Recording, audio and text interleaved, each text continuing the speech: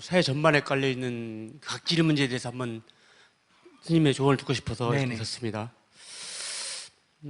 제가 각질에 시달리다가 문득 동화 소설 당나귀와 강아지가 한 집에 살면서 이 당나귀는 맨 노동에 힘들어하면서 억새 풀만 얻어먹고 강아지는 아무 노력도 하지 아니하고 귀여운 짓 하나로 예쁜 것, 맛있는 것 다 먹는 걸 보고 당나귀가 이 강아지 행동을 흉내냈다가 도살장에 끌려갔다는 씁쓸한 소설을 보고 참 이게 운명인가, 이 조선시대도 아니고 우리 사회에 널려있는 이 현실이 너무 불공정하다고 생각해서 한번 조언을 듣고 싶습니다. 자기는 강아지가 되고 싶다는 거예요? 귀염받는 강아지가 싶다는 거죠? 새빠지게 일하는 당나귀가 되고 싶다는 거예요? 예, 저는 강아지가 되고 싶습니다. 강아지가 되고 싶어. 근데 자기가 당나귀로 태어났는데 어떻게 강아지가 돼? 글쎄 말이에요. 그러니까 만약에 어떤 여성이 남자하고 연애를 했는데 그 남자집이 소위 말하면 권력자 집안이야. 아버지가 뭐 장관이거나 도지사거나 뭐 이런 사람이고 재산도 많고 이러면 그 집에 갔을 때 이 여성이 부잣집에 시집을 가서 뭐 음식은 잘 먹고 차는 좋은 거 타고 옷은 좋은 거 입을지 몰라도 거기서 주인으로서의 대우를 받을까? 거야. 강아지 취급을 당할까? 어느 쪽이라고 생각하세요? 근데 그게 좋은가? 근데 자기 같은 사람은 이제 그런 걸 원하는 거예요. 그러면서 이제 갑질한다고 늘 또 항의하고 그래요. 돈이 있으면 갑질하게 돼 있어요. 돈이 있으면 뭐가 안 되면 돈을 갖고 해결하려는 유혹이 생길까 안 생길까? 예? 자기도 돈 있어 봐라. 어떤 어려운 게 있으면 돈 문제 갖고 해결하려고 그런단 말이야. 그럼 자기가 지위가 있어 봐라. 우리 같은 사람은 어디 가서 억울한 게 좀 당해도 뭐 기분 나빠다 말지만은 딱 자기가 지위가 있고 뭐 대통령도 알고 뭐 다 검찰도 알고 이러면 좀 억울하다 싶으면 전화할까 안 할까? 다 전화해가지고 이거 좀 해결해달라 이렇게 된단 말이에요. 이게 인기가 있으면 인기를 가지고 그렇게. 그래서 갑질은 나쁘다고 하지만은 그 속성이 돈이 있으면 돈을 갖고 해결하려고 그러고 권력이 있으면 권력을 갖고 해결하려고 그러고 인기가 있으면 인기를 갖고 해결하려는 거는 사회가 잘못돼서가 아니라 인간의 그냥 속성이에요. 근데 다만 옛날에는 그게 아주 심했어. 옛날에는 무조건 해결을 했어. 근데 지금은 그래도 아직도 많이 남아있지만 그래도 돈만 갖고 무조건 되는 시대는 이제 아니에요. 안 생기지만은 그래도 아직 돈의 유력이 있을까 없을까? 있어. 아직도 권력이 있으면 뭐 법무부 뭐 보고 이러면 아직도 다 영향력이 미쳐. 인기 있으면 인기 있다고 다 되는 건 아니지만 인기 있다고 다 되면 뭐 배우들 이런 사람들 뭐 마리아나 하고 이런 게 잡힐 리가 없잖아. 그러나 아직도 그런 사람은 좀 영향력을 행사해가 몸할 수가 있어. 이게 현실이다 이 말이에요. 우리는 지금 돈과 권력이 팽배한 사회에서 돈과 권력이 있다고 법을 위반해서는 안 된다는 목표를 향해서 가고 있는 중간에 있어. 옛날로 돌아보면 많이 좋아졌어.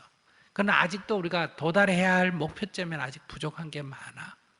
그래서 우리가 옛날보다 좋아졌다는 긍정 위에 그러나 아직도 우리 사회에 이런 갑질이 많이 남아있다 하는 비판의식을 가지고 꾸준히 개선을 해 나가야 된다.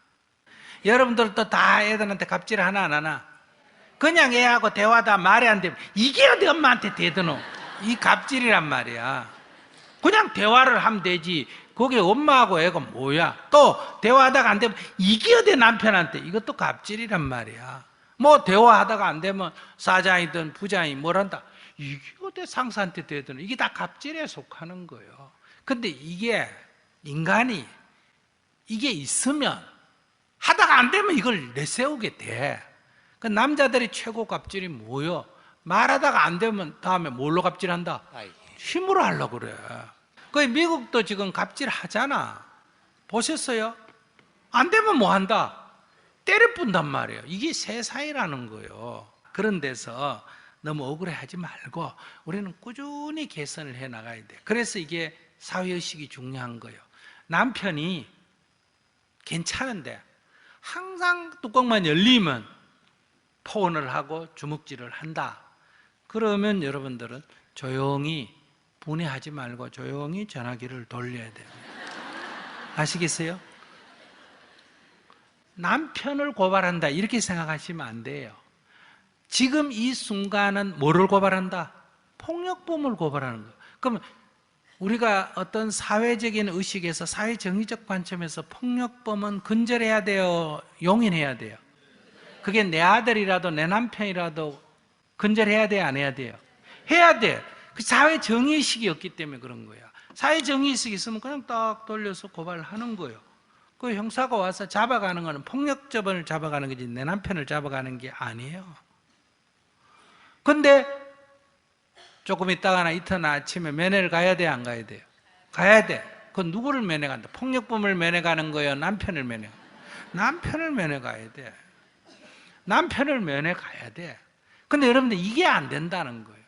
폭력범을 옹호하거나 남편이라고 자기 남편이 감옥에 가 있는데도 면회를 안 간다는 거예요. 미호가. 이걸 경상도 사투리로 디비 쫀다 그래요. 거꾸로 한다 이 말이에요. 그러니까 남편은 남편이고 이걸 구분을 해야 사회가 정의롭게 되고 개인의 심리가 안정이 된다. 그러니까 이런 구분을 우리가 지금 할 줄 모르고 산다 이 말이에요.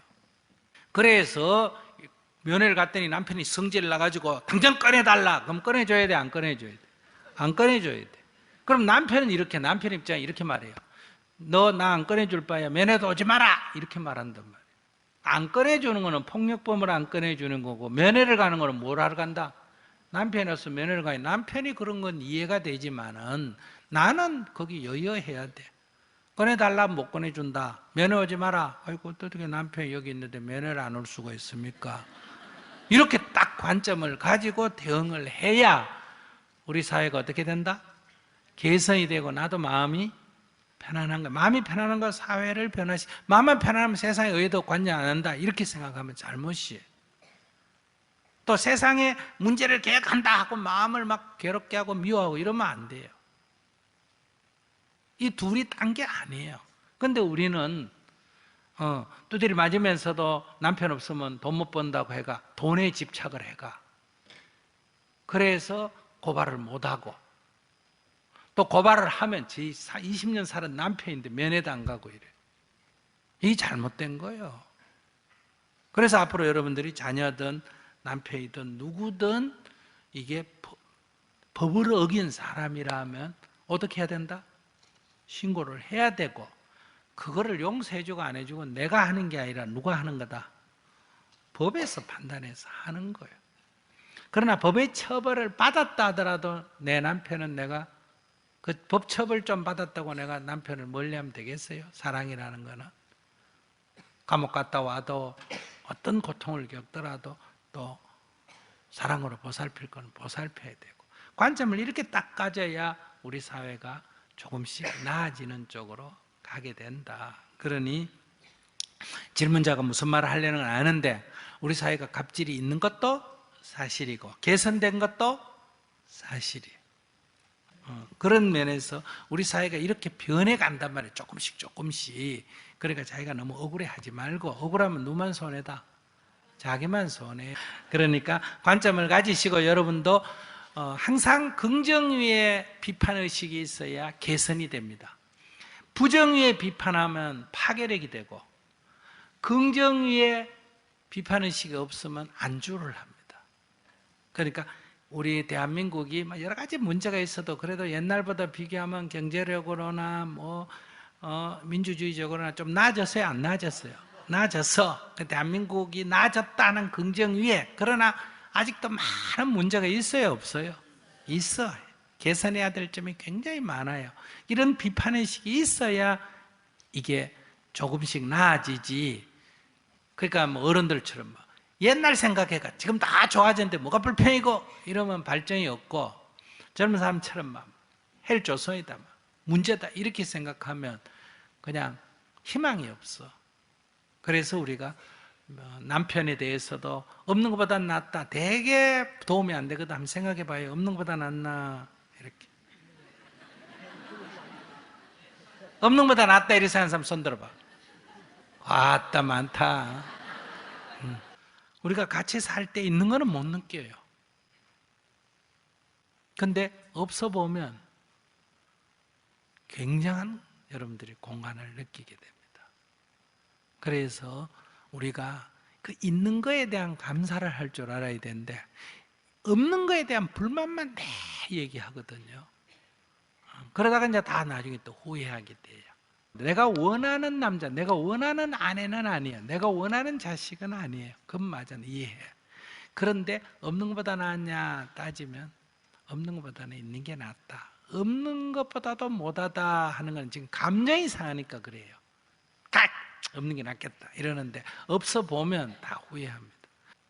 근데 있는 거에 대한 불만은 끝이 없습니다.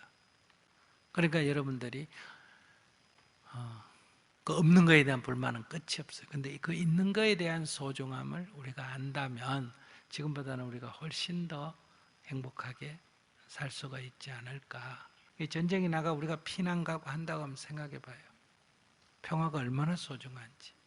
그런데 지금 평화가, 그러니까 남북관계가 안 풀리고 북미관 안 풀려도 전쟁의 위기가 낮아진 것만 해도 굉장한 복이다 이렇게 생각할 수가 있어요. 네, 많이 좋아진 건 알고 있습니다. 네네. 그 말을 제가 드린 거예요. 감사합니다. 네.